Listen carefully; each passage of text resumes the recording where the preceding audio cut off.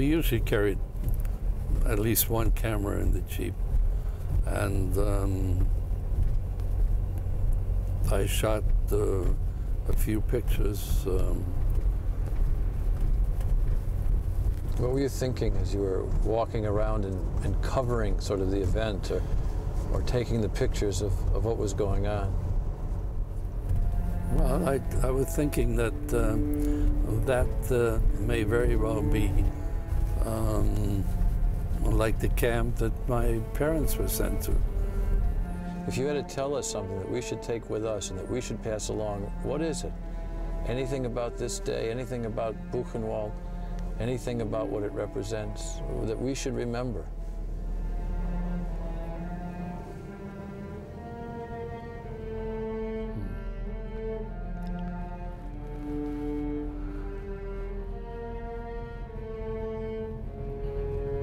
Don't let it happen again.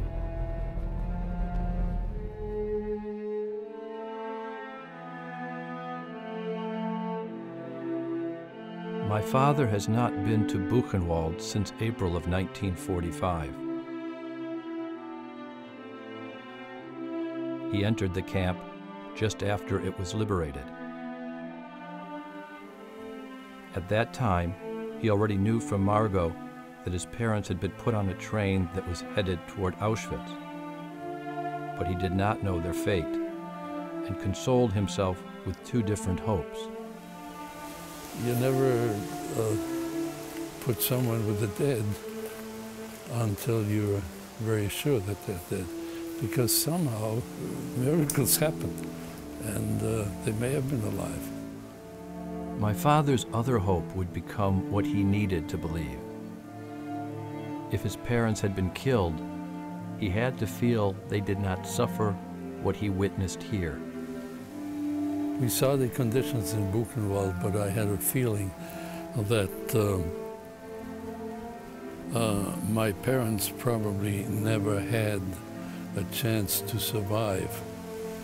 Sometimes people even died on the train going there, more than not, because people at this time were sick and old and had been imprisoned, some of them many years before, so they were weak. It never entered your mind that your parents might have looked like these people? You try not to think about it.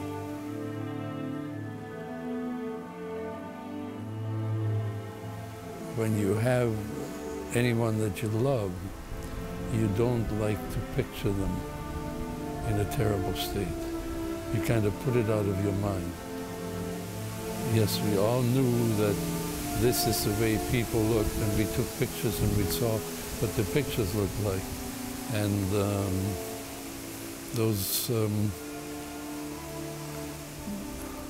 those were corpses. There were a lot of dead people. And sure, it comes to your mind, but you somehow try to put it out of your mind. You somehow think that, well, this can't be, you know, it was not real.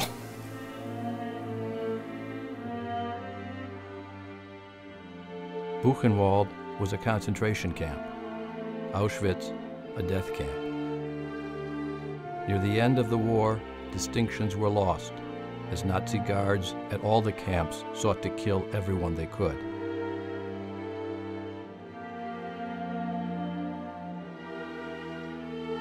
Buchenwald had operated for 8 years and was one of the largest camps in Germany. 250,000 people were interned here.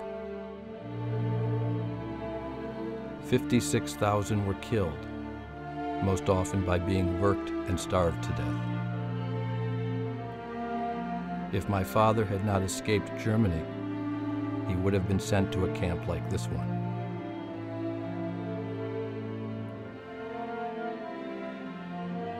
My life could very well have ended the same way.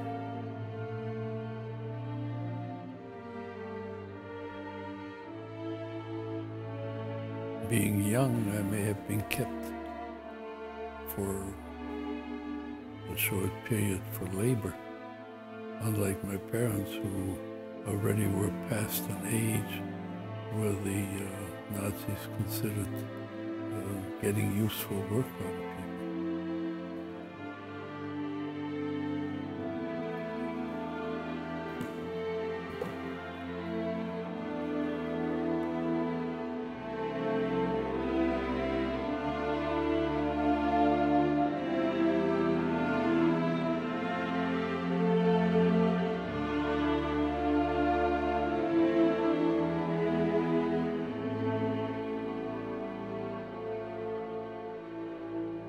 When Buchenwald was made into a memorial, many of the buildings were brought down. Walking the grounds, the devastation around you comes to inhabit you. This feeling is deepened by the images displayed. They affirm the memory of the things that remain here and that bear the terrible burden of witness.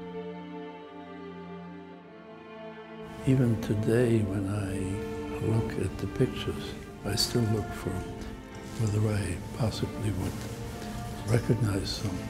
Although it's pretty difficult, the way people were treated and starved, to even recognize people that you have known before they were sent to camp. Because their bodies, their faces, their features changed so much that they were hardly recognizable as the same people.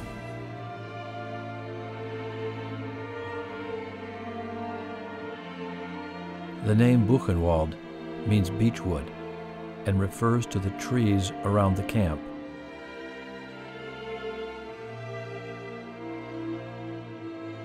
The camp is located near the city of Weimar, often regarded as the cultural capital of Germany.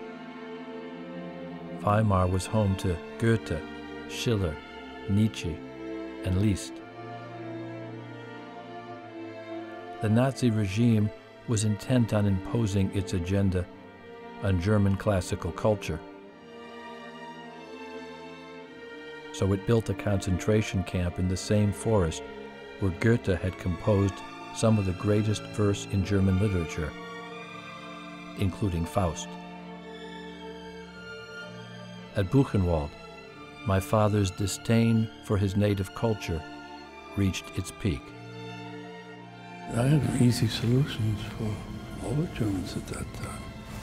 I felt that we should bring them into camp and treat them exactly the same way they treated the prisoners. And even later on when I was in Nuremberg, I just felt that hanging, and a lot of defendants died by hanging, was much too easy and quick a death for as punishments for the crimes that they had committed.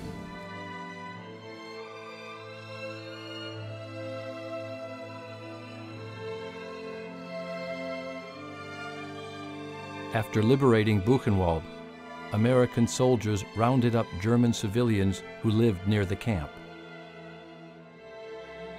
The Germans were ordered to see the atrocities and to help remove the corpses. My father questioned these civilians about the genocide and brutality in their backyard. You know, when you asked them, you got actually the same answers, simply that we didn't know. We had no idea. They may have lived right across the street from the camp, but we just didn't know how things were inside of the camp, and we never realized what happened, and we were just as surprised as you are. And, did you believe them? No, of course not. I didn't believe anything anybody said. And I also didn't believe that when I interrogated people that you did not find a single Nazi in the whole country. They just didn't exist. And it was pretty difficult to believe that there were no Nazi in Nazi Germany. These happenings could also be seen by the civilian population from the windows of their houses. At the Nuremberg tribunal, the British prosecutor Sir Hartley Shawcross recounted Nazi atrocities and then told the court. Years ago, Goethe said of the German people, "It is sad that they ingenuously submit to any mad scoundrel who appeals to their lowest instincts, who confirms in them their vices and teaches them to conceive nationalism as isolation and brutality." With what a voice of prophecy he spoke.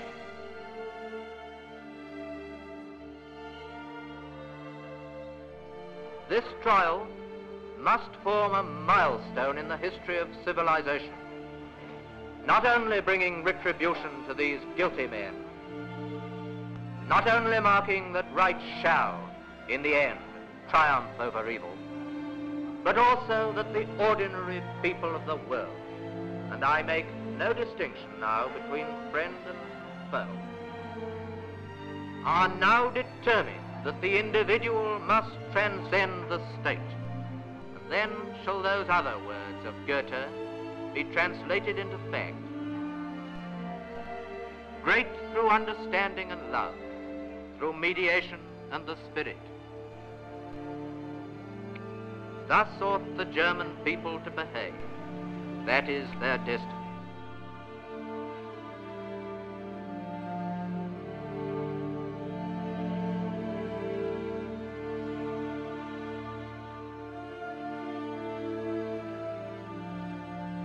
A month after the liberation of Buchenwald, the war with Germany ended.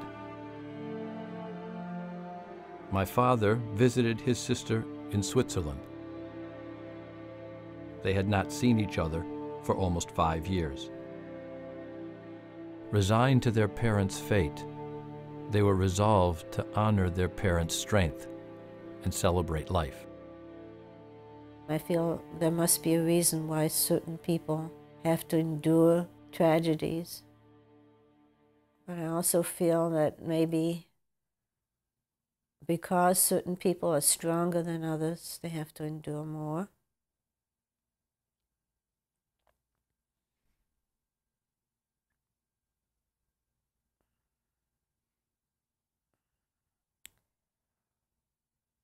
Other times I wonder. I mean, it's you know, it's hard to go through this and really be sure of anything.